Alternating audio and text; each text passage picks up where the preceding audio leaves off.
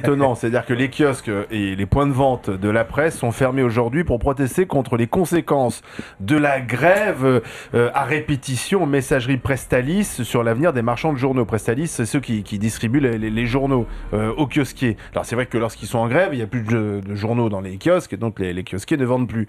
Mais là, faire une grève pour protester contre une grève, quand on connaît en plus la situation des kiosquiers qui est pas bonne, hein, il y a de moins en moins de la presse en plus, de moins en moins de kiosquiers. Oui, mais... La presse se vend de moins en moins bien. J'ai l'impression à chaque fois qu'on creuse un peu plus la tombe, Jacques Maillot, de la presse écrite. Ah non, mais ça, c'est une erreur fondamentale. Je comprends la colère des kiosquiers. En plus, ils font des réclamations à Prestalis. Ils n'ont aucune réponse. Ils sont excessivement maltraités par Prestalis. Oui, mais ce qu'il fallait faire, fallait au contraire. Donc tu comprends leur colère quand même.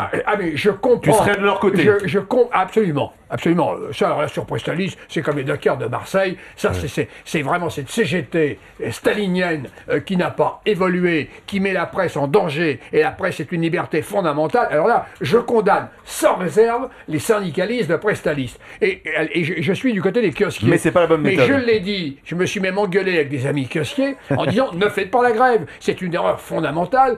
Faites la méthode japonaise, ou un brassard que vous mettez, ou alors une manifestation le soir extrêmement forte. Tous les kiosquiers, et même devant Prestalis, avec un appel à la population, et à la limite on n'était pas à y aller, à relayer ça dans les grandes gueules, pour finalement... mais pour défendre la liberté de la presse. La presse est trop chère, il n'y a pas assez de kiosquiers, il n'y a pas assez de distribution. Et puis il faut aussi que les kiosquiers, en dehors des journées, vendent autre chose. Mais le coup de gueule de Jacques Maillot. Absolument. Le coup de gueule contre les staliniens de Prestalis. Les staliniens de Prestalis. Mais oui, on peut pas dire